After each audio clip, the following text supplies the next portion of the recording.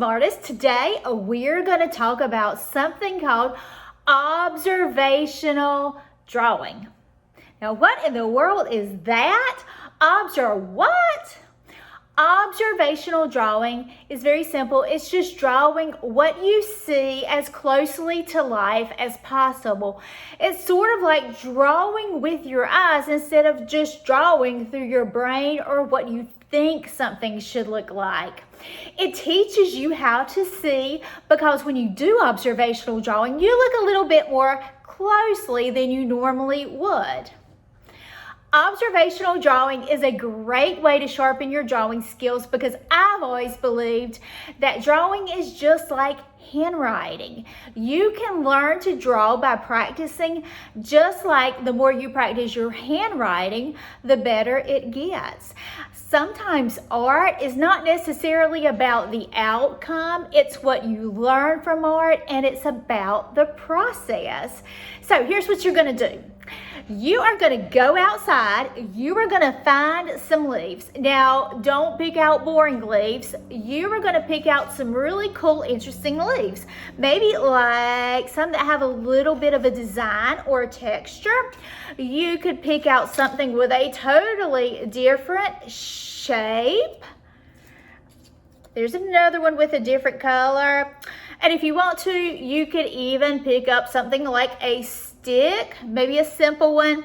And I even found an acorn outside. So earlier this week, I gathered some students that were here at school, and we went on a little adventure outside, and we found some leaves and some other things. So you're going to see those in our video too. So let me show you an easy way to start your observational drawing for this week.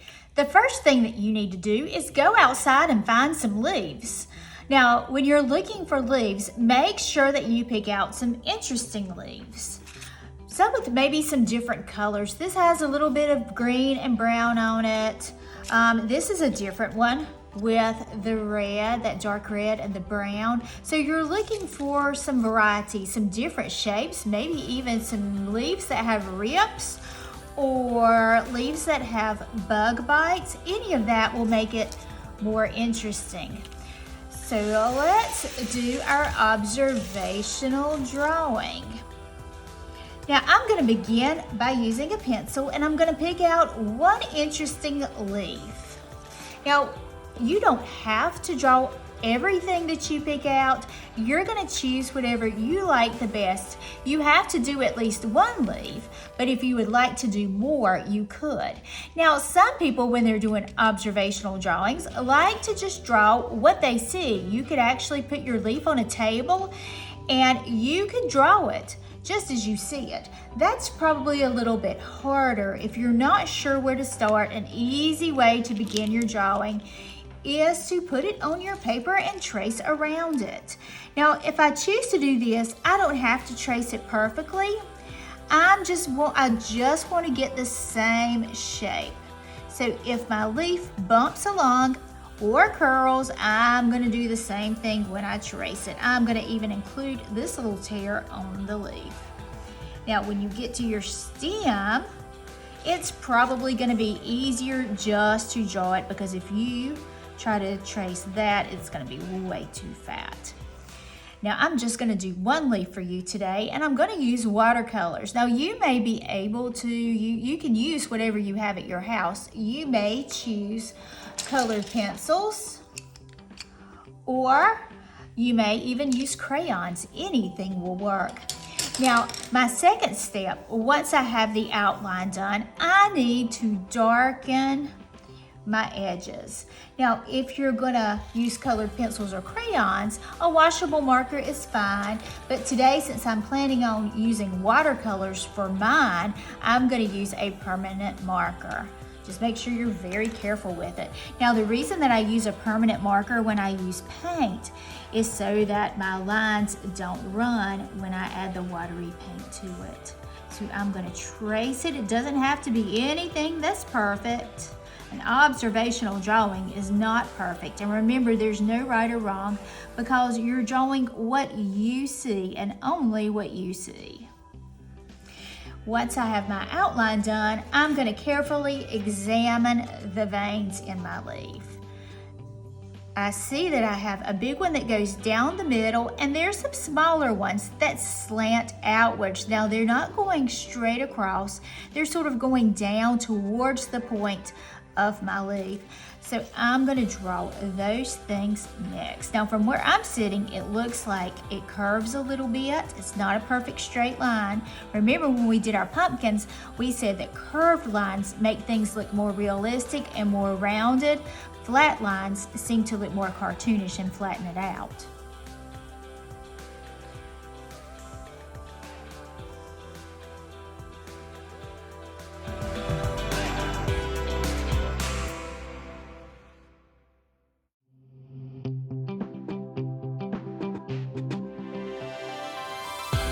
After your leaf is drawn, you may add the color.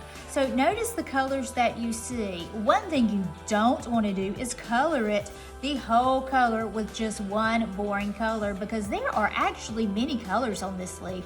I see black, which is like our outlines. I see some brown. I even see maybe a tiny bit of orange or red peeking through. I see green, maybe a darker green and a lighter green. So really look at this as closely as you can to try to match the colors. Another thing that you don't want to do is color it in by sections, because you want your drone leaf to match the leaf that you picked out as closely as possible. So if you'll notice the green, you're going to see that it's more through that area and on the other side. So watch me as I paint my leaf.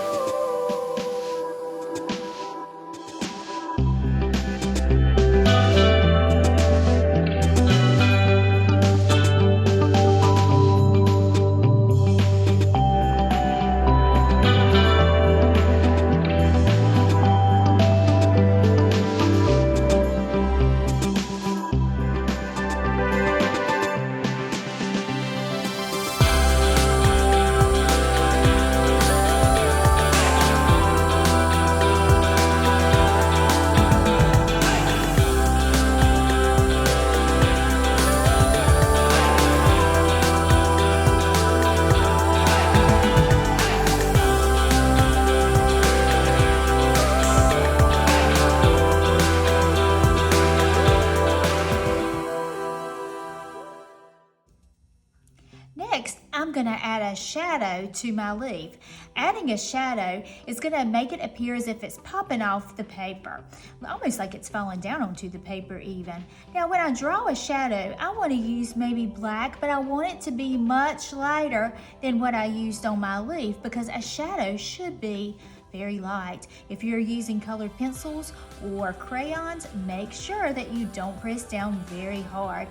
Now I begin my shadow, I always touch the bottom stem, so I'm going to start right here, and I'm going to mimic the shape, that means kind of copy the shape of my leaf onto my paper. Now as I'm drawing my shadow, it's going to sort of overlap behind the leaf, and I'm going to draw a similar, it doesn't have to be perfect, but a similar leaf shape, which is almost sort of like a teardrop shape, kind of overlapping behind my leaf. It doesn't have to be anything perfect. And I'm going to fill it in. Remember, if you get your paint a little bit too dark, you can always add more water to kind of blend it out. It's almost like I'm coloring with my paintbrush.